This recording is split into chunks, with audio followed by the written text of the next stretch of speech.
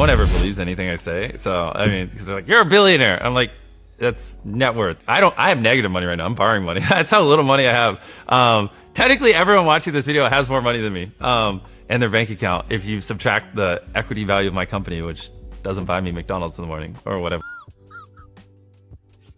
Over a span of a decade, a lot of people are very short-term sighted, but as long as you're innovating, adapting, reinvesting, I think if you do it intelligently. Imagine like you're on 9 years, still no one gives a about your channel, and you're like, one more year, here we go, one more year, here we go. Here's something that'll seriously make you think. The guy who used to yell at video games from his bedroom, the same guy people laughed at and called washed up, the same creator many dismissed as just being bitter, ended up being one of the few people who saw where YouTube was really heading. Almost nobody paid attention when he said it. Why? Because he wasn't wearing a fancy suit. He wasn't standing inside some huge studio or warehouse. He was just a regular guy sitting in a chair speaking straight to the camera like a normal person.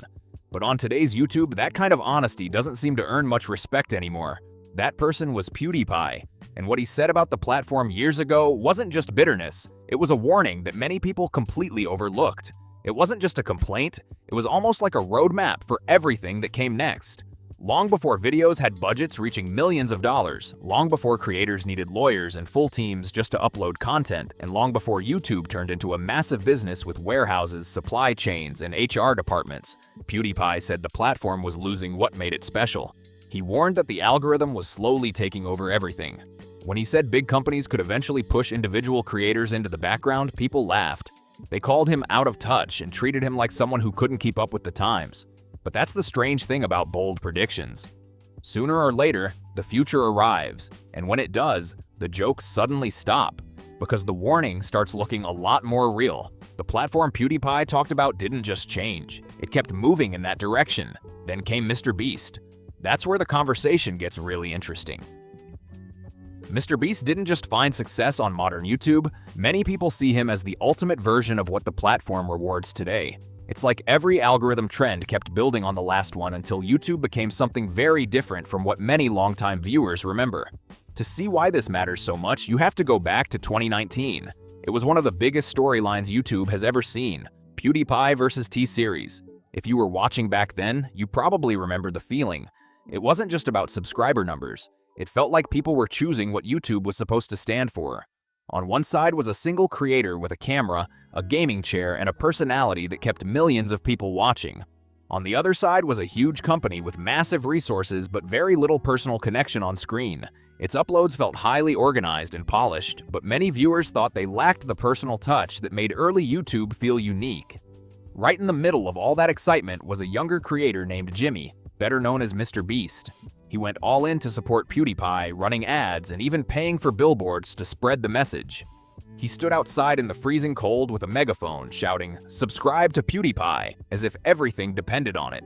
At the time, it truly seemed like he believed every word. It felt like he was standing up for something bigger than just one creator. To many viewers, it looked like he was supporting independent creators, real personality, and the idea that YouTube should stay a place where people connected with people instead of becoming a platform driven mainly by large-scale content businesses. Over a span of a decade, a lot of people are very short-term sighted, but as long as you're innovating, adapting, reinvesting, I think if you do it intelligently. Imagine like you're on 9 years, still no one gives a about your channel, and you're like, one more year. Here we go. One more year. Here we go. But MrBeast told me I gotta innovate and I gotta be intelligent. Oh, my life is passed before me. I'm gonna die so alone. close. I'm so close. One more year. People loved him for it, and it's easy to understand why. But here's the part that many people don't like talking about. In the years that followed, MrBeast didn't just become a much bigger creator. To many viewers, he came to represent the same direction of YouTube that PewDiePie had been warning about. Not because of bad intentions, but because of how the platform kept changing. Large production teams became the norm instead of one person with a camera. Huge budgets started playing a bigger role than simple ideas and spontaneous moments. Many of MrBeast's videos now look less like casual uploads and more like carefully planned productions. Every frame appears to be designed with a purpose. Thumbnails are refined using performance data before they're published, and each moment is built to keep viewers watching for as long as possible. To critics, it can feel less like a personal video and more like a highly optimized production line. And to be clear, because this is It uses real cheese. Theirs, as it says on their box, is mozzarella pasteurized prepared cheese product. They can't even call it real. the part people often misunderstand that doesn't automatically mean it's bad content. That's not the point. The point is that it's become something very different, not just bigger, but different in its entire style. During PewDiePie's era, YouTube was unpredictable. It could be messy, random, and sometimes completely pointless. He might spend 15 minutes reacting to a meme that barely made sense and finish the video without reaching any big conclusion. Even so, millions of people kept watching because it felt genuine. Viewers felt like there was a real person on the other side of the camera sharing an honest reaction in the moment. That imperfect, unpolished, and unscripted connection was what made those videos special for so many people. Now compare that feeling to a modern MrBeast upload, where many viewers see a much more carefully planned and highly produced experience. Professional lighting, giant warehouses instead of bedrooms, huge production crews and massive budgets before the cameras even start rolling. It's impressive and the results can look incredible. But for many people, it feels closer to a television production than the YouTube they remember. And that's an important difference. Somewhere along the way, many viewers believe the platform shifted away from rewarding personality as much as it once did. Instead, bigger productions and larger operations seem to gain more attention. As that happened, the algorithm didn't just influence the content, it influenced how creators approached making it. PewDiePie talked about this for years. He argued that the system was pushing creators toward running their channels more like businesses. In his view, those with the biggest budgets and the strongest ability to optimize their videos would have the biggest advantage. Meanwhile, smaller bedroom creators, unusual niche channels, and people making videos simply because they had something they wanted to share could find it much harder to stand out. MrBeast didn't create those changes. Many people would argue that he became the clearest example of what the platform rewards today, and that difference is important. While MrBeast continued building larger productions, PewDiePie gradually moved in the opposite direction. He stopped chasing every new milestone, stopped trying to figure out every algorithm change, and stopped turning every part of his life into content. Instead, he chose a quieter and more private way of living. Less content, more control. PewDiePie seemed focused on building a smaller audience that chose to be there, instead of depending as much on whatever the algorithm happened to promote. Meanwhile, MrBeast kept expanding. What started as a YouTube channel grew into a huge business, with employees, warehouses, legal teams, feastables, Beast Burger, and even large-scale shows with production values that rival major streaming projects. From a business point of view, it's an incredible achievement. Very few creators have built something on that level. But when a brand grows that fast, some people feel a trade-off begins to appear. As more time goes into planning, scaling, and optimizing every detail, the personal feeling that many viewers loved can become harder to hold on to. And when that personal connection starts to fade, people often begin paying closer attention to every decision the brand makes. That's where Lunchly entered the conversation. On paper, it sounded simple enough. A lunch product aimed at kids, backed by 3 of YouTube's biggest names, MrBeast, KSI, and Logan Paul. With creators that well-known putting their names on it, it was always going to attract a huge amount of attention from viewers and parents alike. I like my cheese moldy, bruh. It's so... Oh, it's so much mold. This is terrible. Oh my god. It sounded clean, simple, and family-friendly at first. But once the product reached customers, criticism started appearing online. Some buyers shared reports and photos claiming they had found mold or spoiled food, while others questioned the product's quality control. Those reports quickly spread across social media, leading many people to wonder whether enough checks had been in place before the products reached store shelves. Dan TDM replied. This is what he had to say. What happened to YouTubers, man? I can't not say anything anymore. This is selling stuff for the sake of making money. Simple. How does this benefit their life? This is selling crap to kids who don't know better than to trust the people who are selling it to them. Do better! Do better! And suddenly, for the first time in a long while, creators at that level weren't just being celebrated anymore. They were being questioned in a big way. The conversation across YouTube changed fast, and criticism became much louder. Creators like Dan TDM and Jacksepticeye, who are widely known for their long-running presence on the platform, didn't stay silent. They openly shared their concerns about creators promoting products aimed at children after the reports and controversy. Their message reflected what many people were already debating online, that if a product doesn't meet expectations, using the trust built through a creator's reputation to market it to young audiences raises serious questions that deserve attention. Many critics argued that profit had started taking priority over responsibility. They felt that the audience, especially younger viewers who place a lot of trust in their favorite creators, deserved better. The reaction to that criticism became a major talking point because it highlighted how differently these situations can be handled. For many longtime viewers, there used to be a simple expectation. If you made a mistake, you admitted it, explained it, and tried to make things right. PewDiePie went through public controversies more than once over the years. His responses weren't always perfect, and sometimes his humor didn't land the way he intended, but he usually spoke directly to his audience instead of staying distant. You can tell none of them are parents, because you should not feed your kids that garbage. Like, what the fuck? Like, that meal is so tiny, it looks like it's enough for Björn, maybe. And he's 1 year and a half. Like, no. Who's it for? I don't get it. Is it a snack? Is it a meal? Very confused by it. To many critics, the response surrounding the Lunchly controversy felt very different. Some viewers felt the focus was more on managing the public reaction than clearly addressing the concerns. Instead of hearing a message that sounded like, "We got it wrong, and here's how we're fixing it." And of course, we have our snacks and our energy drink, none other than the greatest meals in the world. Lunchly, of course, we have the turkey, cheese, and cracker stack. Also the Fiesta Nachos, my personal favorite. Love. Some people came away feeling the conversation shifted toward the brand's success in larger picture. Whether that impression is fair or not, it reflects a broader concern many longtime viewers have expressed. Once audiences start feeling more like customers than a community, the relationship between creators and viewers can begin to change. The business can keep growing, and the numbers can keep climbing. But if that real connection between creators and viewers starts to disappear, many people feel something important is lost.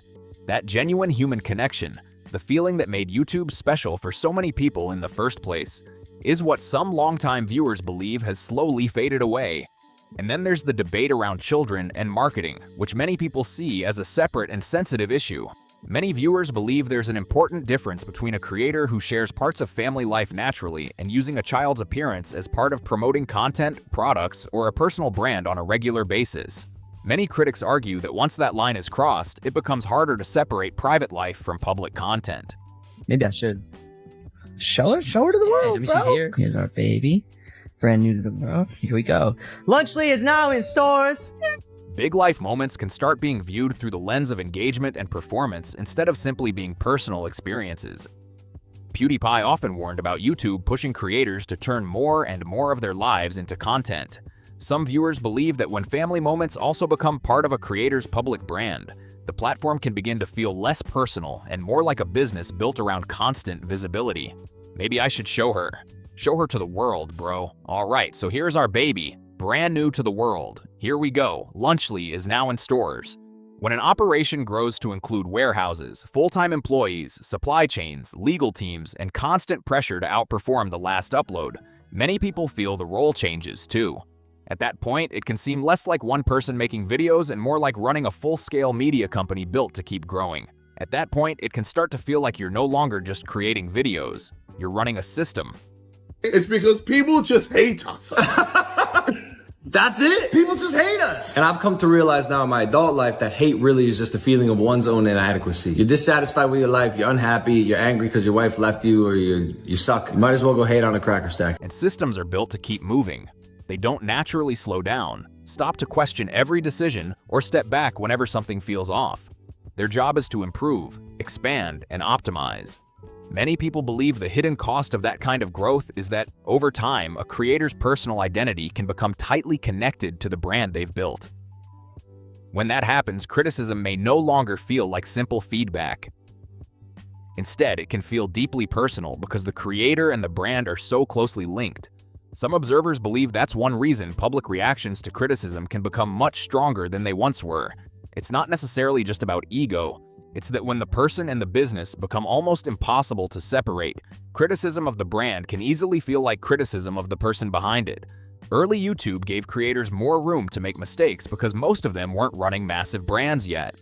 If a video missed the mark, many creators could admit it, learn from it, and keep moving. PewDiePie went through public controversies over the years, and while his responses weren't always perfect, many viewers felt he usually addressed them directly. At that stage, the channel was still centered on the person more than a large business operation. As YouTube grew, many creators also grew into full-scale companies, and that changed the pressure they faced. Public mistakes could affect business deals, partnerships, and the people working behind the scenes. Many observers believe that pressure naturally influences the content itself.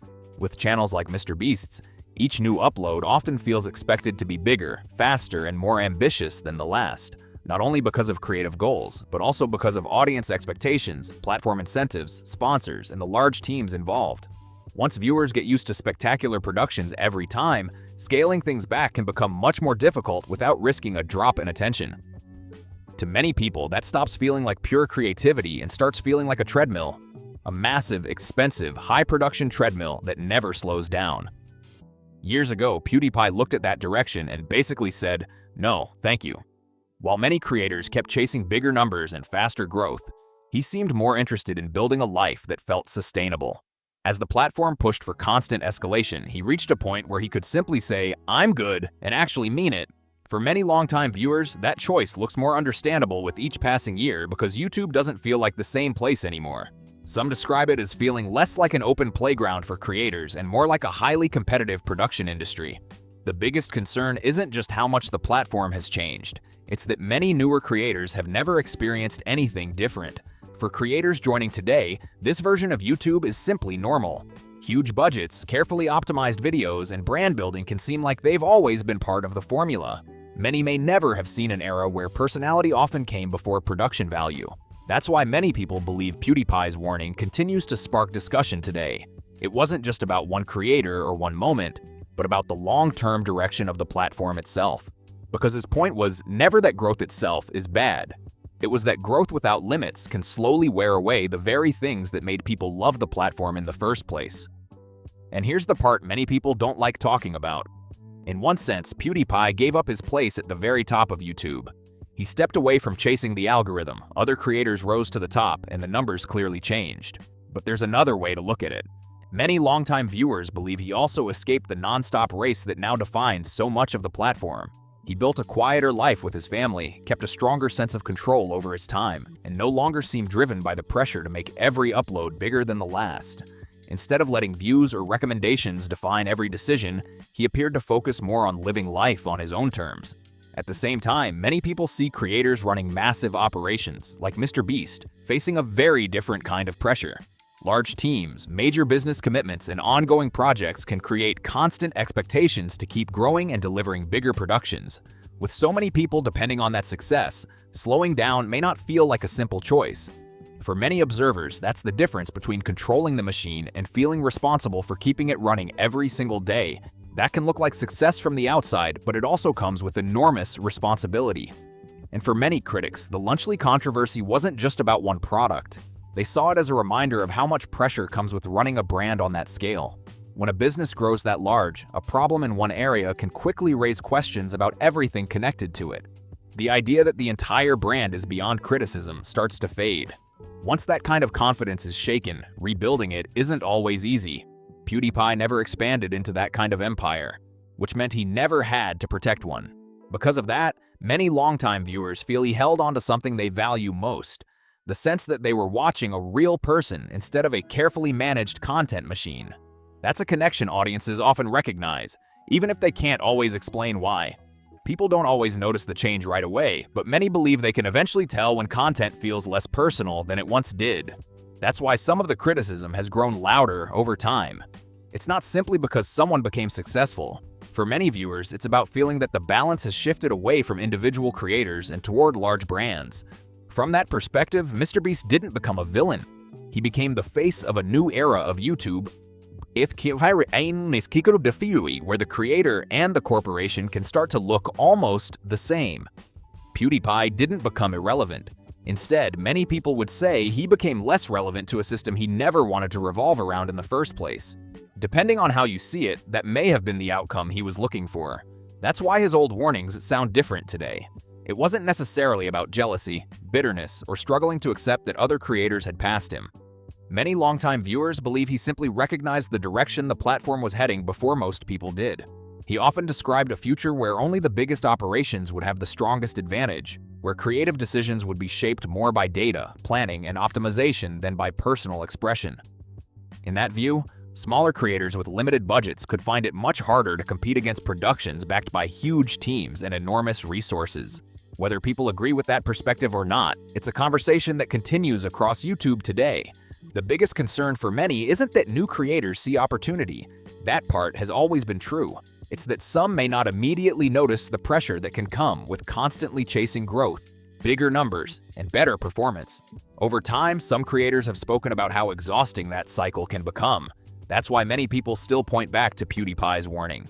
It's not because MrBeast failed. By many measures, he has been extraordinarily successful. It's because, in the eyes of many viewers, YouTube evolved in ways that closely resemble the concerns PewDiePie raised years ago.